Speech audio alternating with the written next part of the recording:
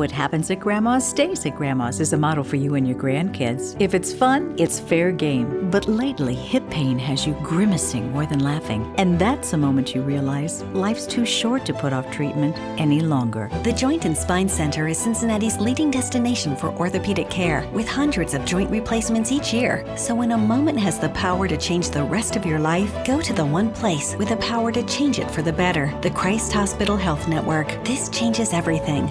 The Pound This Podcast is brought to you by the Christ Hospital Health Network. This is the Pound This Podcast, episode 635, Outdoor Fitness with ELMNTL Fitness founder Kevin Wimmer. I want to lose weight, but I don't know how to get started. What should I meal prep every week? How do I get those sweet booty gains? Inspiration for your healthy lifestyle. The Pound This Podcast with Amanda Valentine. Thank you so much for listening to the Pound This Podcast. I'm Amanda Valentine. My guest today I'm excited about because you may be the most badass person I have seen on social media, and I want to know all about your badassery, Kevin Wimmer from ELMNTL Fitness. Is that a good introduction? That's a killer introduction. I'm going to keep using those filters then, because they must be doing something right. I mean, dude, like you put your workouts up on Instagram and I'm like, oh my God, like it just I just cannot imagine ever having the upper body strength of all of the crazy things that you do. I try to not put up too many of my things. I really like to focus on the amazing stuff that my clients are doing. So when you go to my social media feeds, it's probably 9 out of 10 pics is them, because they're the ones who impress me every day. And I trial run the stuff before I drop it on them. So, well, that brings us to a good point here to tell me, we're going to go backwards because I want to find out how you got here, but Tell me about ELMNTL Fitness and what you do. Okay. Well, ELMNTL Fitness, I'm about to hit a decade of teaching the only exclusive outdoor fitness class in Cincinnati. So we'll be 10 years in June. It is located at Woodland Mound Park, which is on the east side of Cincinnati, and it is group fitness. So it is get outside, use the park. We use the things available to us, whether that is built full-on park equipment, which our park has installed some really cool new stuff in the last year that's kind of like obstacle course racing quality stations. And then we'll also dig boulders out of the woods and use cut tree logs and incorporate all of that into our workouts. So a little bit of creativity. Never really know what to expect, but the given is that we're outside in nature, getting at least an hour a day outside. Which is great. I just think that's so awesome. And we talked about this before we started recording, that I've been a little afraid to try it just because my body is kind of broken, but I really, really want to, because I'm a huge nature lover, and also of just like functional fitness of like, if I need to move, I guess in 2021, not many of us need to just move a log or a boulder in our everyday life, but also, be able to use the strength of your body to do those kind of functional things versus just sitting down at a machine and Planet Fitness and grinding it out. So sure. And I equate those things to, the function of them to your activities of daily living. So maybe you're not moving a rock, but maybe you're doing some landscaping on the weekend. Maybe you have to carry laundry up 2 flights of stairs, 3 times a day to get that done for your household. Like there's always these kind of odd little instances where we're using muscles and using our cardiovascular system in ways that maybe we didn't expect. And I like to prepare you for those difficult things and make them a little easier. So have you always been this into fitness? Were you like an athlete as a kid? I'd call myself an intramural athlete as a kid. So I never really gravitated towards a whole lot of group sports activities, like regimented, but I always liked being outside, being active, playing stuff with my friends, getting together for pickup basketball games or hiking with my dogs growing up. I worked at a fitness club growing up. That was my first long real job, was just being maintenance at a fitness club. So I've always been around fitness. and active, but maybe not with the formal constraints of, team sport or anything. So how did you go from there to, you said 10 years ago that you have been working on this. I mean, did you just make the jump right into like, let's be a business owner, or how did you get there? I went to art school. Oh, really? Oh, that's awesome. So actually, I went to the Art Academy of Cincinnati here. So I'm a Cincy lifer. Graduated, I do graphic design in my other life, which I still currently do. So I was doing that from the age of 21 to, I guess, 32, 33, and was in my last iteration of that a creative director at a agency here in town. And all the while there, I was still into fitness and doing workouts on my own, but they started becoming slightly alternative workouts. Like I would go to a gym, but instead of picking up dumbbells, I would find myself swinging across the I-beams or, jumping across the rails and, doing a little kind of like parkour kind of stuff, just kind of using things in odd and different ways, which would get you some weird looks inside a gym. But funny enough, when you're at a park doing it, no one looks twice. But so I was doing that kind of on my own. And then I started going to a park, just to walk my dog at the time, and found, the old park equipment that's been there since like 1980, built out of telephone poles and pipes and stuff like that. And, everyone just kind of walks by and looks at it, and the cheesy sign, that says, hey, do jumping jacks here and then hold the bar. So I started using that stuff, and just using it in creative ways, maybe that it wasn't intended for, but could get me to some gym quality exercises and even beyond gym quality exercises. And I'd get to be outside hiking my dog at the same time. So those became traditions for me. And I really started enjoying that time as like my favorite time of the week was being outside, doing fitness, hiking with my dog. And meanwhile, I'm working like 70 hours a week, being a creative director and, flying all over the country and even out of the country and doing a lot of presentations and not being home a whole lot. And that started becoming less appealing to me. So I started becoming more interested in, hey, would I maybe be able to turn outdoor fitness into some sort of secondary career path? So I went through the ACE, American Council on Exercise, and, attained my group fitness certification. And I'd have some coworkers, some friends come out to the park, and they're like, yeah, this is cool. And they'd keep coming and, started doing that while maintaining the 60-hour-a-week job. So just doing that early morning, late at night, weekends. And finally, after I got kind of comfortable with, thinking that could be a business, after I think I spent about 4 months doing both, I decided to step away from my full-time job to do that part-time and then do my full-time job as a creative part-time. So doing that freelance. So I now, and that's been 10 years now, do freelance design for part of my day, sitting at home on a computer and then running out to a park and teaching group fitness. Oh my God, that's awesome. Yeah. That's super that cool. Yeah. So I have to ask then, did you create your own logo? I did, yeah. Because I love it. I was going to compliment you on that because I love like the topography map. Like it's just like, it looks really awesome. I don't have to, that's a huge thing for a lot of business owners is like figuring out how to get your creative work and your marketing and all that. And I have that kind of baked into the bread. So, I can play around with that as often as I want. Oh, that's awesome. Well, that saves you some money as a person that had to pay to get a logo made. Yep, for sure.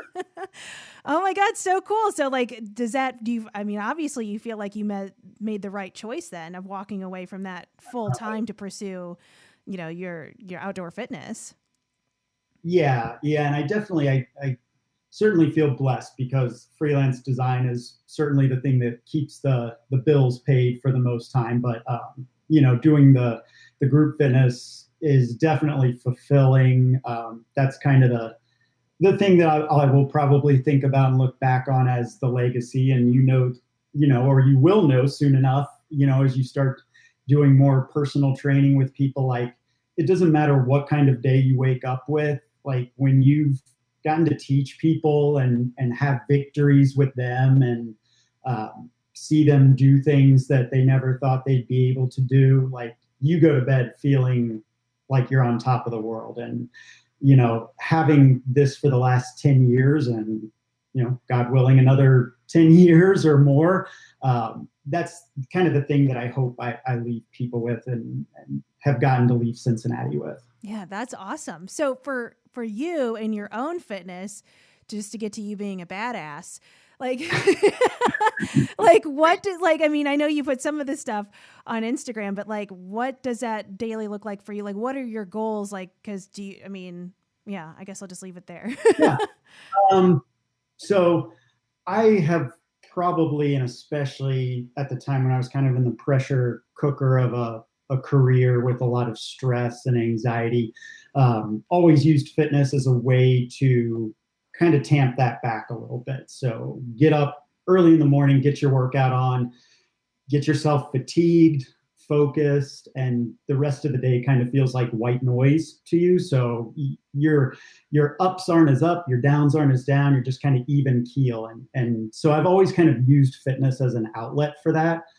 So I probably work out a little too much. I probably do something active at least once a day, sometimes twice a day if needed.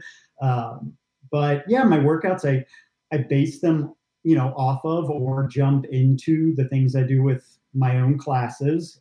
It's a lot of circuit training.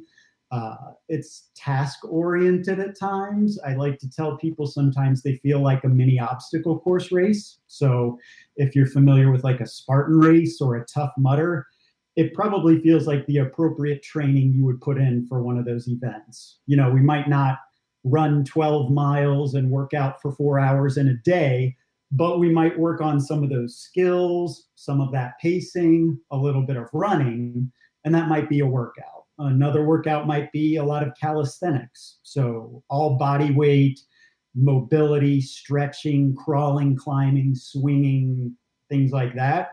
And another workout might be grab a rock and we're just going to do complexes and circuits with a giant boulder until we're super fatigued. Oh my God, that's so awesome. And that's what my workouts look like. So do you do those races or have you? Yeah.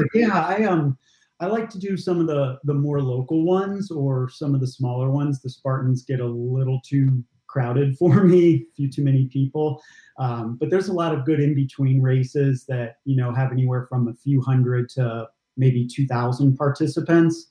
And I do like those. I mean, last year was obviously a weird year. I think I only did one event and it even just still felt too crowded, at times, even if you're outside, across a 6-mile race, you can only feel so good about that. So been pretty much off for the last year, but looking forward to hopefully, now that people have had time to step back and look at the way that they're executing the races, have time to make some adjustments and make them feel a little bit better for everyone. So yeah, I kind of set performance in those races as a goal. And that's what kind of keeps me active and gives me my programming for myself to stay in shape.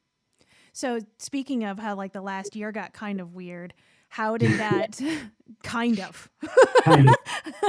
If you notice, some people didn't notice. How did that change things for you? Like I was telling you before we started recording, I thought like, oh my God, this is awesome for you. Even though I'd never met you, I just like follow your stuff on Instagram of like this outdoor workouts. It feels like that would feel like a safe space versus going inside of a box gym. Did you find that people feel more comfortable, or did you feel less comfortable, or how did you deal with the weirdness of COVID? Yeah, I mean, it didn't miss us all together. And I would say the biggest change, maybe not right now, but in summer was, I require masks at all of our classes, even though we're outside, we're socially distanced, but I'm just trying to take every precaution necessary because you can't teach people if they're all sick and they're not there. So yeah. I would just rather us all be a little uncomfortable, a little inconvenienced, for a little while, and hopefully we get through this. But initially, there wasn't a huge change in my classes. I mean, outside of wearing the masks, being socially distant, we did have to pop onto Zoom for a little bit, which was just the antithesis of everything that I like about outdoor workouts. So staring at a small screen digitally and all of the headaches that come with that. But that was short-lived, and my clients were good sports, and they would all do it from outside at their houses when they could. Some of them even in the rain and whatnot, just under a deck or something, or in a garage. But once we got through that, there's been a slow uptick now. So I think some new people have found me, people that, maybe tried to go to their gym and they just weren't real happy with the way their gym was handling things. So, they didn't feel good about that. So they felt good about being outdoors. And the way I've done that, there's a lot of cones in my workout now. So, I come out to the workout early every day, and I space out all of the stations based off of 10 to 15 feet of distance. And, you just have to be a little more creative with workout planning when you're looking at group fitness, especially when you utilize a space, just making sure spaces don't get overly crowded. There's enough stuff out for people to do. But I don't think anything that can not be handled with a little forethought and creativity. So when we, hopefully sooner than later come on the other side of this, how do you think that will impact health and fitness?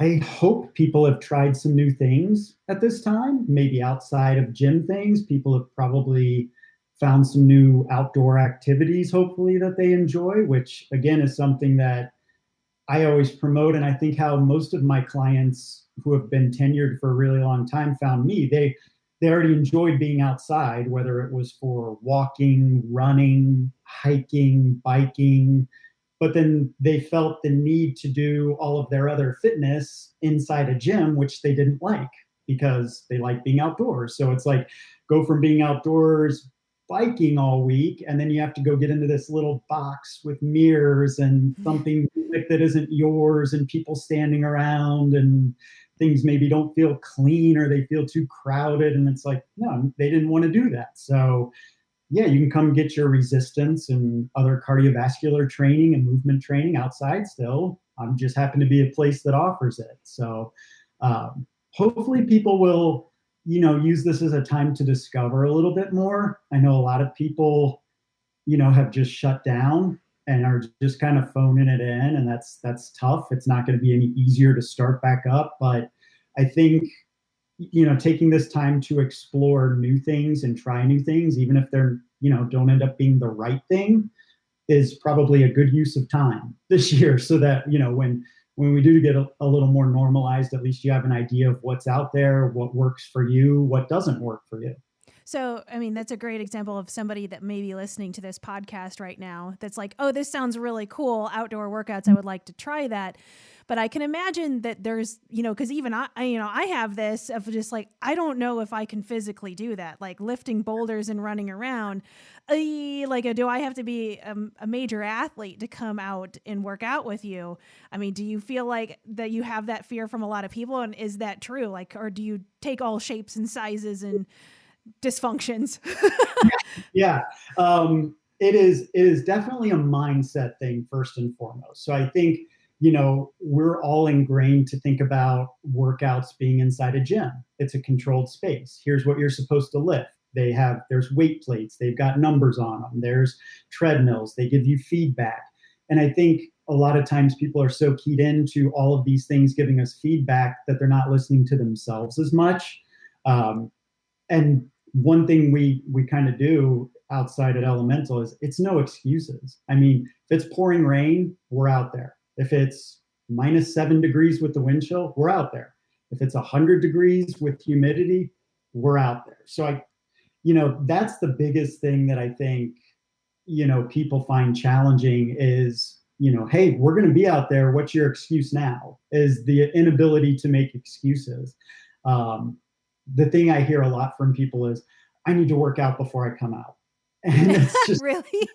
Yeah. When you're a trainer, like that is the worst thing you want to hear is just, somebody saying, I feel like I need to work out first. So my average client age, we did this last year. I just kind of took a poll, is 45. I have 4 people over 60 who come out 3 times a week. There's a lot of 50-year-olds that come out. So we are a middle-aged to, getting slightly older group who just, we've kind of steeled ourselves with resolve to be outside, to have no excuses. I offer a ton of modifications, progressions, regressions. This is not, you go into a spinning class, that's the class for the day. Yeah, you can change the resistance around a little bit, but the class is the class. You come out to my class, there might be a base of a workout, it might be 8 stations, but there's maybe 3 different things that people are doing at each one of those stations. There's, we're not putting it on anybody you're holding us up. It's like, no, we're working out for maybe different set time periods so everyone can get the work they need in that time period. So, I'm all sizes, all in one class. There's no beginner, intermediate, advanced class, but I may certainly come over to someone and say, hey, your goal is to get to a 10-second dead hang today. Someone coming in behind them, my goal might be that they're doing 10-second pull-ups, on the 10 seconds for 5 reps. So, it's kind of pushing each person and their body to its capacity depending on their fitness level. Well, and I think just not only that mindset of doing it, but the whole, like, if it's 100 degrees, if it's snowing, with the things you usually have excuses about, it's those workouts when you do them that you just feel like such a badass afterwards. Like, you just feel like Rocky. Like, it's like you just lived your own montage. That might be why my workouts look badass, is because, I feel like when I scroll through my own social media page, it's the best looking gym in Cincinnati. It's sunset, sunrise, moonset, blue skies, pouring rain, hailstorms, coated in snow. Like, it's just a really cool and diverse looking environment to do your workout. And, I always think you'll forget the 900th workout of bench press and squats that you did in a gym. You're not going to forget the workout that I had you running through 12 inches of snow up a hill to grab a rock, throw it over your shoulder twice, and then sled back down. Like, it's just, they're unique workout experiences, and each one's just kind of different and, hopefully memorable in mostly good ways, sometimes not. So what's your process to dream up all of this stuff for every class?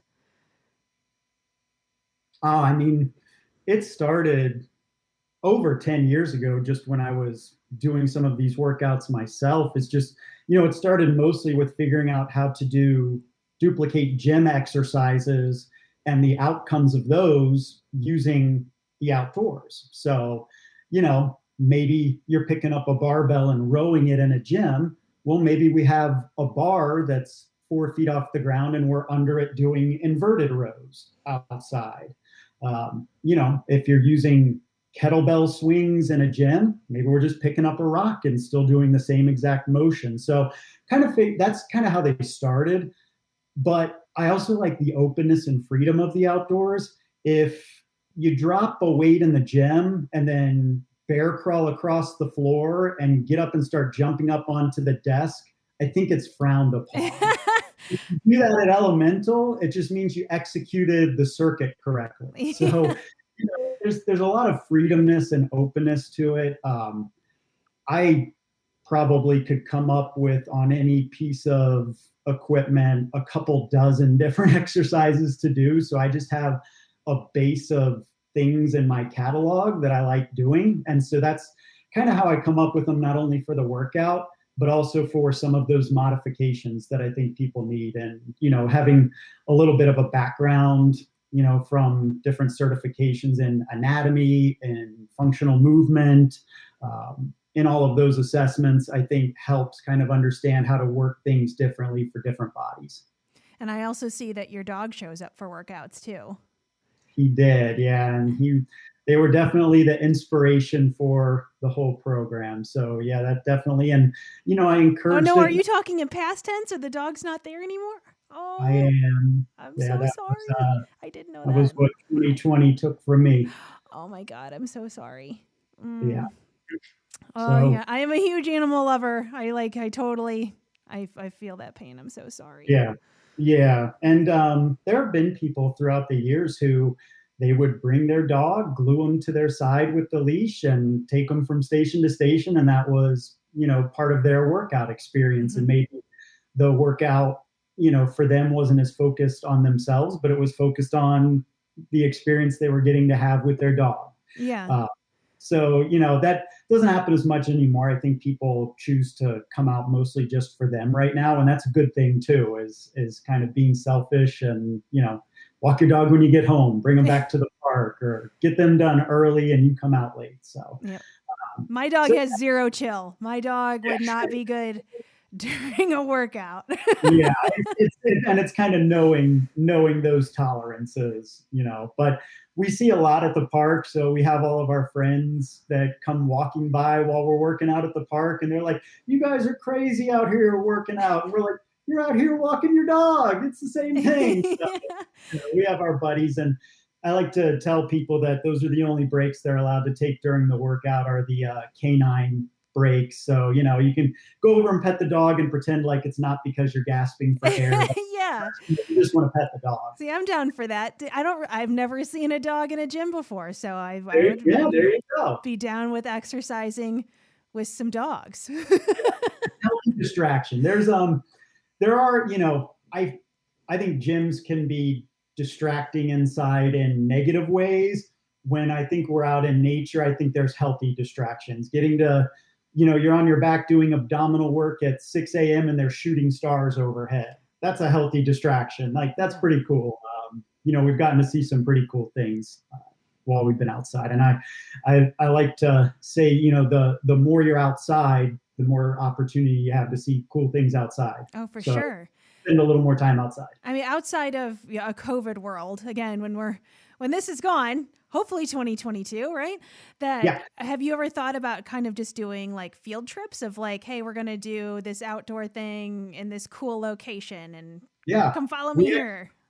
That was, I guess that was winter 2019 to 2020 winter. I did a thing where every Saturday we went to a different park throughout town. So we would go to Sawyer Point for a workout. We would go to Eden Park for a workout. We went to Johnson Hills Park, just some random different parks that offer different views, different opportunities, and a different workout style. So we just kind of took it mobile. Yeah, and those were really fun. So yeah, I always have some ideas. I actually put on a little safe, socially distanced race in my yard this year, which was really cool. And that was a few clients showed up, but then also 25, 30 people that I didn't know, came out at different times. So, it was very well paced and well staged, but gave them the opportunity to hit some terrain that I'm really familiar with out here. Yeah, that's awesome.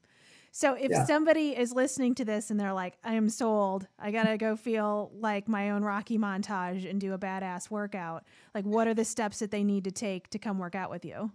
To come work out with me, it's easy peasy. You just go to my website, which is ELMNTL, funny spelling, ELMNTL. I took out all the vowels in the middle though, because they're unnecessary and you only need the elemental words to pronounce it. That was at least my thinking a long time ago. But just go to elementalfitness.com. You can find me through a Google search, and I have Wix, which is a website builder program. There is technology built into that to sign up. Your first class is only $5, so it's pretty. I like to put something on it instead of free, just to obligate someone to show up if they went ahead and signed up. So that's the only reason there's even a charge for the first class. But and I have 5 opportunities a week to come out to a class. There's 2 early mornings, 2 evenings, and a Saturday morning. Awesome. Well, That is my goal for this year, is to come out and try one of your classes once my body is in a less broken spot. Because that just sounds so awesome to me, of just so much fun in a different way to work out and to move your body. And I really want to do it. And I just don't want to get out there and snap a knee or something and be like, oh God, this is your fault. I want that for you. And, it's always, the better you feel coming in, the more opportunities you have to participate. But, it's a very inclusive workout. So I've had people with, you work out enough, everybody's got something tweaked, something sore, something out of whack, and we work around it. Well, I'm not going to tell you, hey, just totally skip this. Well, no, if something's going on in your shoulder, well, we're going to work something different in the lower body then instead. So, we'll always find something for you to do. That's awesome. Yeah, I definitely want to do that. This is being recorded, so I'm putting down my $5, so I'm obligated. Yes. And then I do no charge for you. Oh, thank you. $5 is $5. That's fine with me. I just want to be able to do everything, because I'm one of those people that I have the war with myself of do the hardest thing possible and just and gun for it. And then I'm learning now of well, maybe that's how you get hurt. So it's okay to back off of it and do, regress it a little bit. So, but my initial reaction to everything is I want to be able to do it all. And so that's what I would like to do, is go out there and really experience everything without being oh, well, I can't do this and I can't do this and I can't do this. And I'm getting there. I'm getting there. You'll find the more you train your clients now, that's the manipulation of the personal / group fitness trainer, is always hanging out that one carrot that someone can't do. So it gives them that goal that they have to work towards. It gives them that little bit of fire that every time they come out, they need to progress a little bit, because you said, here's this one thing, I want you to get to do it. See, that is good advice. Thank you. Because I am such a baby trainer level. I am learning. Well, more than in the last year, I always enjoyed taking classes from other people. So I would go around town and just, jump into a random class just to see what other people are doing, because maybe it, instills in you the things that you're doing right. And maybe it gives you opportunities to say, well, I don't want to do that, so, I think that's always a good idea. Is there anything that you avoid, or do you go to yoga classes and bar classes and all that stuff? Or is that a no, it's not exciting enough? No, I need to go to a few more yoga classes. No, I was actually an ambassador with Lululemon for 4 years. So I got the opportunity to do a lot of really cool classes with their crew and things that they set up. So no, I definitely made the rounds on just about every type of class. One thing I've learned about myself is I'm not a big yeller. I am not an in your face kind of person. I am a subtle, again, just kind of incept in you the desire to do something, but I'm not going to get in people's face and, try to bark at them, but I will simply jump down in the mud with them and try to push with them.